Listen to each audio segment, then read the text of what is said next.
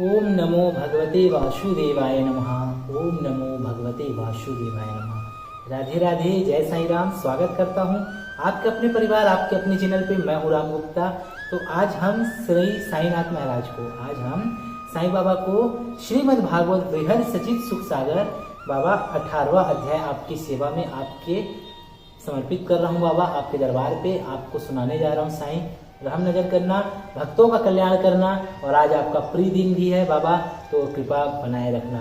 तो इस महाग्रंथ को आप सभी पूरा सुने, बीच में बिल्कुल भी ना छोड़ें। और एक विशेष आग्रह कि आप सभी इस वीडियो को जनहित में शेयर करें, क्योंकि ये श्रीमद् भागवत महापुराण बृहद सचित सुख सागर की पावन कथा है। इसको पढ़ने से बहुत सारे पाप कष्ट आपके खत्म हो जाएंगे। आप 17वां अध्याय को सुनिएगा, आपको पूरा सार समझ में आ जाएगा।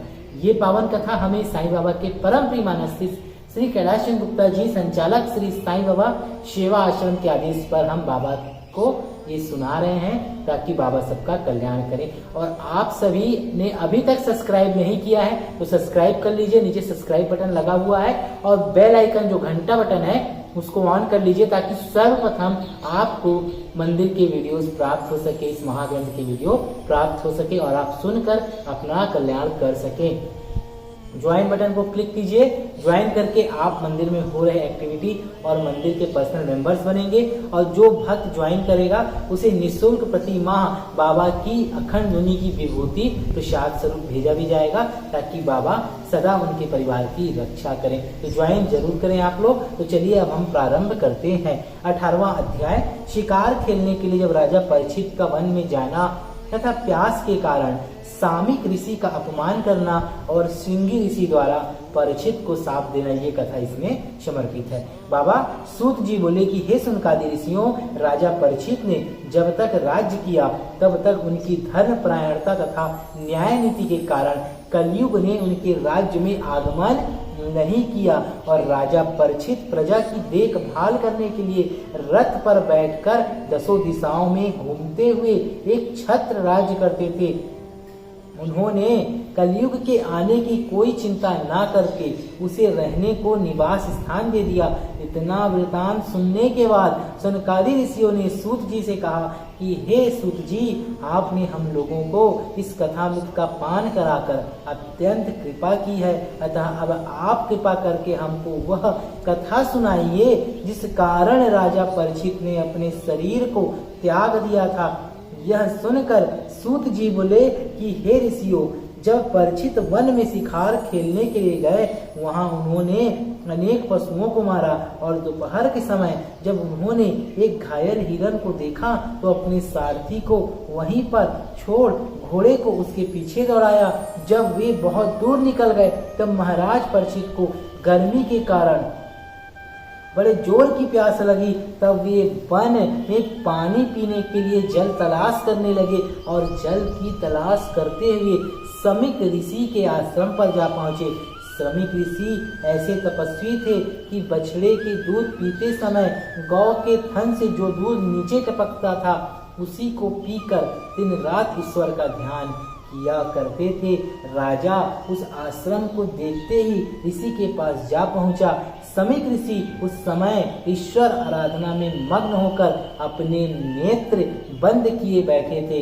राजा ने उसके समीप जाकर कहा कि हे ऋषि, मैं अभिमन्यु का पुत्र परीक्षित हूँ। मुझे इस समय बड़े जोर की प्यास लग रही है, अतः आप मुझे कृपा करके थोड़ा सा पानी पिला दीजिए।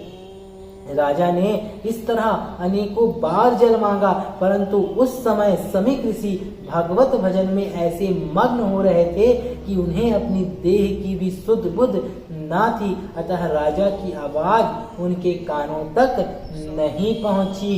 वे जैसे के तैसे ही बैठे रहे। उस समय जीव हिंसा के कारण तथा स्वर्ण मुकुट पहने रहने के कारण कलयुग राजा के हृदय में प्रवेश कर गया था, अतः उसने राजा से बदला लेने का यह अच्छा मौका जानकर अपना कपट का जाल फैला दिया, जिसके फलस्वरूप वे धर्मात्मा एवं हरि भक्त राजा परीक्षित क्रोध के वशीभूत हो गए। और तब उन्होंने अपने मन में सोचा कि मैं, जी हाँ, ये मैं ही हम सबको खा जाता है। इस मैं से आप सभी बच के रहना। अगर आप सभी इस महाग्रंथ को सुन रहे हैं तो अपने जीवन में उतारिएगा और इस मैं के चक्रव्यूह से बच के रहिएगा, तभी कलयुग का घोर प्रताप आप पर प्रवेश नहीं कर सकता। मैं चक्रवर्ती राजा होते हुए भी प्यास का मारा इस ऋषि के आश्रम पर आया हूँ, परंतु इस ऋषि ने मेरी प्रार्थना पर कोई ध्यान न देकर समाधि का ढोंग रच लिया है, अतः मुझे इसको दंड देना चाहिए। ऐसा विचार मन में आते ही जब राजा ने यह सोचा कि मैं पांडवों के वंश में पैदा हुआ हूँ, अतः इस ऋषि को कैसे दंड दूं, उसी समय राजा को वहां एक मृत सर्प पड़ा हुआ दिखाई दिया। राजा उस मृतक सर्प को देखते ही यह निश्चय कर लिया कि इस मृतक सर्प को ही ऋषि के गले में डाल देना चाहिए, इस तरह दंड व्यवस्था पूर्ण हो जाएगी। ऐसा सोचकर राजा ने घोड़े से उतरकर उस मृतक सर्प को अपने धनुष की नोक से उठाकर मुनि के गले में डाल दिया। हरि भजन में मग्न होने के कारण ऋषि के गले में सांप पड़ने का कुछ भी आभास ना हुआ। वे पहले की तरह ही निश्चित बैठे रहे, क्योंकि वे प्रभु के भजन में लीन थे, प्रभु की समाधि में लीन थे। हे ऋषियों, राजा के वन लौटने पर घर आकर जब स्वर्ण मुकुट को अपने मस्तक से उतारा तो पुनः उनको ज्ञान हुआ। तब वे बड़े दुखी होते हुए अपने हृदय में सोचने लगे कि देखो, इस स्वर्ण मुकुट में कलयुग का निवास था, अतः इसी से मेरी बुद्धि नष्ट हो गई थी। इसके अलावा मैंने वन में जाकर जो जीव हिंसा की, उसका फल यह हुआ कि मैंने अज्ञानी बनकर तपस्या करते हुए ऋषि के गले में मृतक सर्प डाल दिया, अतः मुझे इस पाप से किस प्रकार छुटकारा मिलेगा। जब कोई मनुष्य गौ एवं ब्राह्मणों को कष्ट देवे, उस समय यह जान लेना चाहिए कि नष्ट होने वाला है। आज मैंने ब्राह्मण को कष्ट दिया है, इसलिए मुझे ऐसा प्रतीत होता है कि मैं धन संपत्ति सहित शीघ्र ही नष्ट हो जाऊंगा। इधर राजा परीक्षित अपने घर में बैठे हुए इस तरह सोच कर रहे थे और उधर समीप ऋषि जैसे के तैसे बैठे हुए तप कर रहे थे। थोड़ी देर बाद कुछ ऋषि बालक खेलते खेलते समीप ऋषि के पास आए तो वे ऋषि के गले में मृतक सर्प को देखकर बड़े भयभीत हुए। उन्होंने यह सब हाल समीप ऋषि के पुत्र श्रृंगी ऋषि से जाकर कहा। श्रृंगी ऋषि को ब्रह्मा जी का यह वरदान था कि उसका वचन कभी मिथ्या नहीं होगा। बालकों के यह समाचार सुनकर वह क्रोध में भर गया और उसका सारा शरीर क्रोध के मारे कांपने लगा। उसी क्रोध में उसने शीघ्रता से नदी का जल अपने सीधे हाथ में लेकर यह श्राप दिया कि जिस राजा परीक्षित ने मेरे ध्यान मग्न पिता के गले में मरा हुआ सर्प डाला है, उसकी आज से 7वें दिन तक्षक सर्प के काटने से मृत्यु हो जावे। इस तरह राजा परीक्षित को श्राप देने के बाद उसने अपने साथियों से कहा कि महाराज, श्री कृष्णचंद्र जब से गौलोकवासी हुए हैं तब से कलयुग के राजा धन एवं राज्य के मद में अंधे होकर ब्राह्मणों को दुख देने लगे हैं। जिस प्रकार कोई पुरुष अपने द्वार की रखवाली करने के लिए कुत्ता पाले परंतु वह कुत्ता उसी पुरुष को काट खाए, उसी तरह ये राजा लोग ब्राह्मणों के आशीर्वाद और कृपा से राज सिंहासन प्राप्त करके उन्हीं को कष्ट देते हैं। परीक्षित ऐसा अधर्मी राजा पैदा हुआ है कि उसने घरे भी उसे अपने शक्ति के दिखलाने हेतु यह श्राप दिया। इस प्रकार लड़कों से बातें कर श्रृंगी ऋषि राजा परीक्षित को दिए हुए श्राप का समाचार सुनाने के लिए खेलते खेलते अपने पिता समीक ऋषि के पास पहुंचा। वहां जब उसने अपने पिता को ध्यान मग्न देखा, उनके गले में पड़े हुए मरे हुए सांप को देखकर तब उसने सर्प को उनके गले से निकालकर पिता का नाम लेकर जोर से रोना शुरू किया। उनके रोने की आवाज सुनकर समीक ऋषि ने अपनी समाधि खोल दी तथा उन्होंने अपने बेटे से रोने का कारण पूछा। तब सिंह ऋषि ने उन्हें सब हाल कह सुनाया। उस बात को सुनकर समीक ऋषि ने अपने बेटे से पूछा कि हे बेटा, तूने राजा को कोई श्राप तो नहीं दे दिया?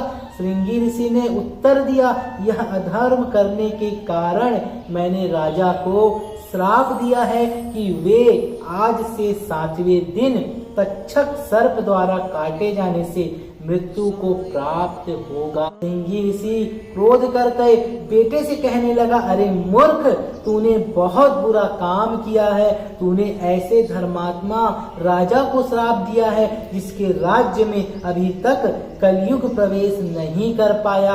कौरवों तथा पांडवों के वंश में यही एक ऐसा राजा है जिसके राज्य में हम सब ऋषि मुनि ब्राह्मण आदि अत्यंत आनंद पूर्वक रह रहे थे।